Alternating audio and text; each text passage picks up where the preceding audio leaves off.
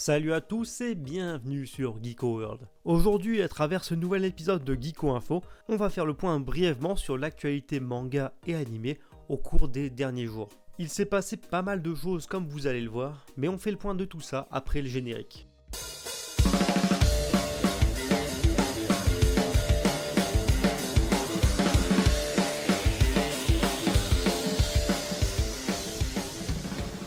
Avant d'aller plus loin dans cette vidéo, si c'est pas encore fait, je vous invite à vous abonner à la chaîne et éventuellement à me suivre sur Twitter, Instagram et Facebook pour des news exclusives. Si vous l'avez loupé, je vous invite aussi fortement à aller découvrir le manga Discovery numéro 7 consacré à Kingdom. Je pense d'ailleurs que c'est sûrement l'une de mes meilleures vidéos sur la chaîne à l'heure d'aujourd'hui. Les liens sont en description. Donc au programme de la vidéo aujourd'hui, les sujets principaux d'actualité tourneront principalement autour de la licence Seven Deadly Sins Nanatsu no Taizai en VO. En effet, premièrement, il faut savoir que l'annonce de la saison 4 de Seven Deadly Sins a été annoncée. L'annonce a été faite par le biais du 17e numéro du Weekly Shonen Magazine de Kodansha. Il a été en effet indiqué que Seven Deadly Sins allait avoir le droit à une nouvelle saison nommée Nanatsu no Taizai Fudo no Chinpan. Et cette quatrième saison est prévue pour le mois d'octobre 2020 au Japon. Une vidéo promotionnelle de 30 secondes diffusée au cours de l'épisode final de la saison 3 nous indique également que cette histoire, donc l'histoire de la saison 4, nous conduira jusqu'à l'arc final du manga. En revanche, à ce jour, nous ne savons toujours pas si la saison 4 sera réalisée par le studio Dean, comme par exemple la saison 3, ou si un autre studio d'animation reprendra le relais. L'information devrait arriver officiellement dans les semaines à venir, mais personnellement je pense que le studio Dean, vu le laps de temps qui est actuellement au niveau de la production, je pense que le studio Dean devrait revenir. Et si ça vient à se confirmer, c'est pas forcément une bonne nouvelle en termes d'animation. Toujours en rapport avec Seven Deadly Sins, vous devez déjà être au courant si vous êtes fan de la série, mais l'éditeur Kodansha a également annoncé par le biais de son numéro 17 du Weekly Shonen Magazine qu'une suite au manga Seven Deadly Sins était en préparation. Intitulé Mokochi Oroku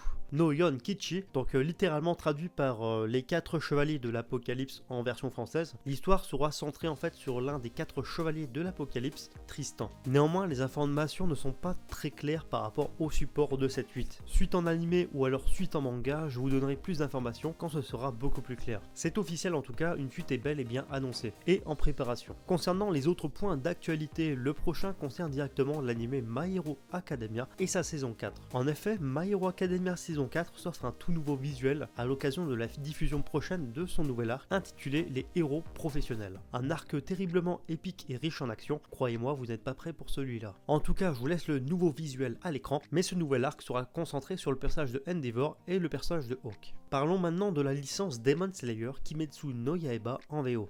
En effet, l'éditeur Aniplex a récemment diffusé 2 vidéos promotionnelles pour les 2 prochains jeux vidéo de la licence Kimetsu no Yaiba, donc le premier sur PS4 et le second sur smartphone. L'occasion pour tous les fans de un peu mieux découvrir le jeu de PS4 Kimetsu no Yaiba Inokami Kenputanet et le jeu pour smartphone Kimetsu no Yaiba Keipu Kenegi Royal. Je vous laisse bien sûr quelques images à l'écran. Et enfin, dernière annonce assez sympa dans l'émission, et cette information c'est la quasi-annonce que le nouvel artbook de Takehiko Inoue, donc le prestigieux auteur de Slam Dunk et de Vagabond, arrivera en France dans les mois à venir, et ce donc juste après la publication au Japon. En effet, l'information vient directement de Timothée Guédon, éditeur chez les éditions Kana. La personne a en effet tweeté la chose suivante en réponse à un commentaire concernant l'artbook qui débarquera au mois d'avril 2020 au Japon. Il ne reste maintenant plus qu'à attendre une annonce officielle de la part de l'éditeur. En tout cas, une chose est sûre, ça fait vraiment plaisir de voir que l'éditeur est aussi réactif par rapport à ce nouvel ouvrage. Enfin bref, voilà, c'est tout pour cette vidéo, j'espère vraiment qu'elle vous a plu. Si c'est le cas, vous savez ce qu'il vous reste à faire, lâchez les pouces bleus pour mettre en avant la vidéo sur les réseaux, sur la plateforme YouTube. Je vous invite à vous abonner à la chaîne si c'est toujours pas fait, c'est très important, ça me permet de me soutenir gratuitement, comme ça vous ne louperez aucune de mes vidéos. Je parle d'actualité, je parle de découverte manga, je parle d'actu manga en France comme au Japon, je pense que ça devrait vous plaire. Je vous invite également à me suivre sur Facebook, Twitter et Instagram pour des news